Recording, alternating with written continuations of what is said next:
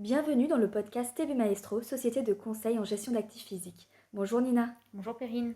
Nina, vous êtes aujourd'hui la responsable procédure et méthode chez TB Maestro, après avoir exercé en tant que chef de projet pour de nombreux organismes depuis 2015. Vous avez notamment la double casquette, ingénieur et architecte, qui vous permet une approche transversale, technique et fonctionnelle de votre métier. Tout à fait Perrine. Nous allons aujourd'hui aborder la thématique des EPCI, qui sont les établissements publics de coopération intercommunale, aussi nommés intercommunalités, afin d'améliorer la connaissance de ces organisations, aux rôles très spécifiques et aux compétences singulières. Pour commencer, pourriez-vous nous expliquer qu'est-ce qu'un EPCI et quelle est son origine ? Alors les EPCI en fait tirent leurs origines des politiques de décentralisation qui se sont fortement développées depuis la fin des années 90. Ces politiques remontent en fait à bien plus tôt au cours du XXe siècle et étaient liées d'abord à des aspects, on va dire, plutôt techniques, la gestion des eaux, la distribution d'électricité, la gestion de voirie, et puis à des besoins qui ont évolué, notamment liés à la forte urbanisation de la France après-guerre par exemple.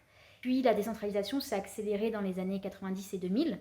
Les EPCI ont ainsi émergé du fait de sujets de plus en plus complexes à traiter, que l'État a décentralisé vers les collectivités, parfois vers des collectivités qui étaient très petites.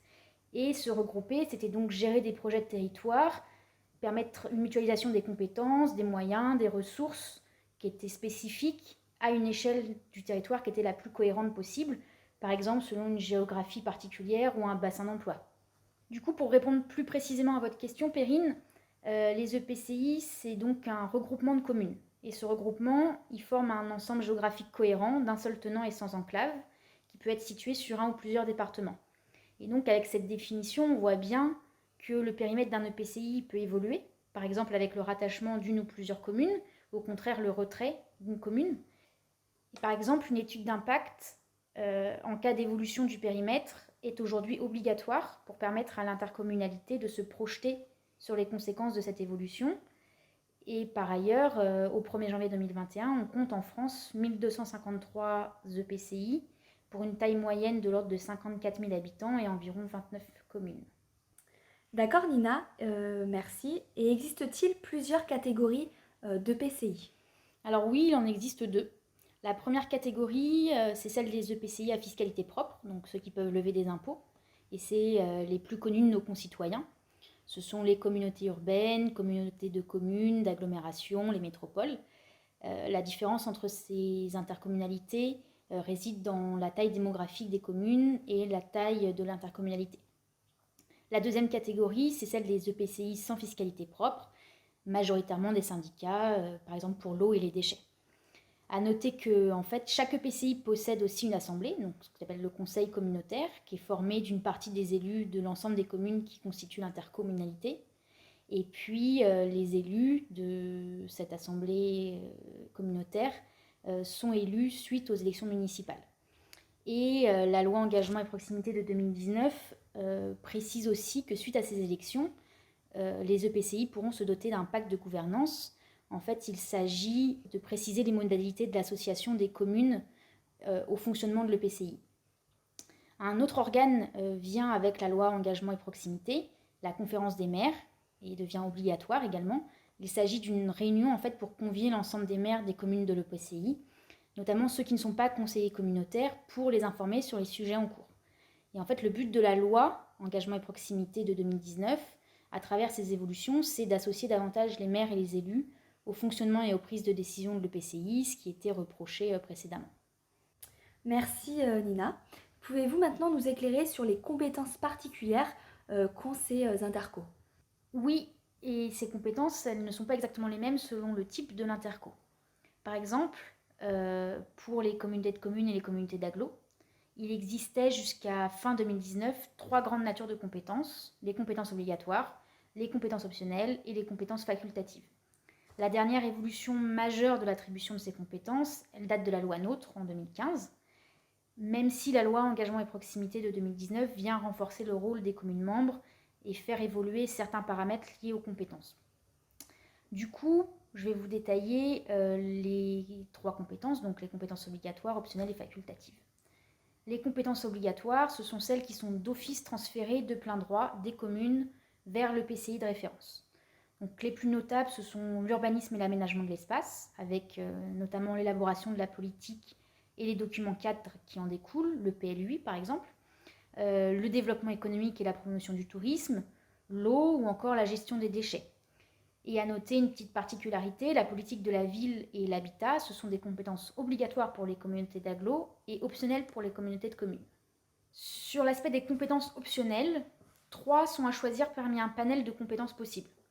Donc il peut s'agir du sport ou de la culture par exemple. La compétence associée s'appelle construction, entretien et fonctionnement d'équipements culturels et sportifs d'intérêt communautaire, notamment sur ce qui peut concerner des grands équipements structurants comme les stades, les centres aquatiques, les théâtres ou les musées. C'est intéressant du coup de remarquer que le transfert de ces équipements s'est fait très souvent, et se fait d'ailleurs toujours, lorsque d'importants travaux sont nécessaires, par exemple une réhabilitation, une reconstruction, ce qui est le cas en fin de vie d'un bâtiment. Et du coup, une vague importante de transferts a eu lieu dans les années 2000, suite à la période constructive qui avait eu lieu dans les années 60 et 70. Dernière compétence, les compétences facultatives. Donc c'est des compétences qui peuvent être jugées pertinentes à l'échelle du territoire de l'EPCI, qui peuvent être exercées en plus, sous réserve effectivement de la définition précise de l'intérêt communautaire et du périmètre sur lequel elles vont s'exercer. À noter aussi que la loi Engagement et Proximité de 2019 vient supprimer en fait l'obligation d'avoir des compétences optionnelles pour les Comcom et les Comdaglo. Et du coup, ces dernières peuvent continuer d'exercer celles qu'elles avaient choisies avant la loi si elles le veulent. À noter aussi qu'une compétence, si elle est exercée par le PCI, elle doit l'être sur l'ensemble du territoire et doit être transférée par la totalité des communes de l'EPCI, selon un principe d'exclusivité et pour un aspect d'intérêt communautaire. Et petite précision sur la loi Engagement et Proximité de 2019. En fait, cette dernière fait peu évoluer les compétences obligatoires et optionnelles, mais met en place des mécanismes pour offrir plus de souplesse aux collectivités sur l'exercice de ces compétences. Et donc, il est possible pour les communes de récupérer des compétences transférées, sous réserve que ces dernières ne soient pas des compétences obligatoires. Et cette procédure, qui est l'inverse du transfert, prend une forme similaire. Autre mécanisme développé, la délégation de compétences. Donc, une ou des délégations pourront être consenties par l'intercommunalité au bénéfice de l'une ou de plusieurs de ses communes membres, soit même d'un syndicat intercommunal. Merci Nina pour ces explications très claires et détaillées. Mais du coup, qu'entraînent ces transferts de compétences? Alors ça a un impact significatif en fait, puisque ce transfert entraîne le transfert des biens, des équipements, des services publics nécessaires à l'exercice de la compétence et transfère également l'ensemble des droits et obligations qui y sont attachés. Et donc une clarification des modalités financières qui sont liées aux enveloppes de fonctionnement et d'investissement doit également en découler.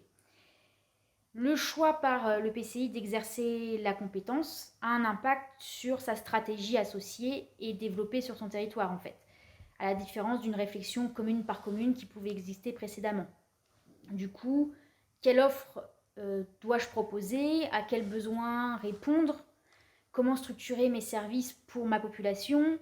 Quel maillage mettre en place? Et donc, par ricochet, quels impacts sur les bâtiments et les infrastructures qui y sont associés et qui étaient précédemment gérés par les différentes collectivités territoriales. Et finalement, on remarque qu'en fait, il y a une tendance sur les dernières années qui est une mutualisation de certains services et de certaines directions entre une ou même plusieurs communes et l'interco. Par exemple, en janvier 2021, les tendances indiquent que ce sont les services techniques, les services de demande d'autorisation d'urbanisme, l'informatique et les RH qui sont, en fait, dans cet ordre-là, les plus concernés par les mutualisations. Et donc, tous ces paramètres se répercutent sur la gestion du patrimoine, avec le besoin d'une gestion centralisée des actifs et de leurs informations qui y sont associées. Combien d'actifs j'ai? Où sont-ils localisés? Dans quel état technique ou dans quel état d'usage sont-ils? Quels investissements dois-je réaliser au regard de la politique territoriale que je mène, etc. etc., etc. D'accord, très bien. Et quels conseils, Nina, donneriez-vous aux EPCI?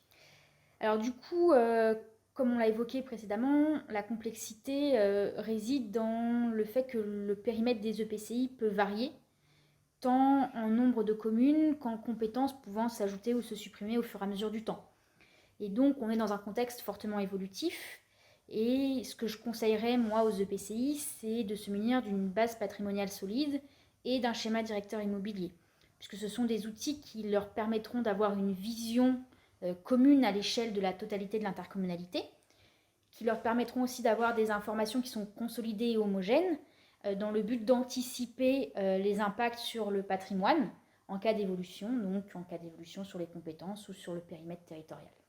Merci beaucoup Nina pour l'ensemble de ces informations sur les rôles et les compétences des EPCI.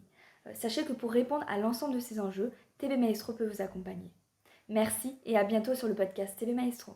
Merci Perrine et merci à tous de nous avoir écoutés. À bientôt.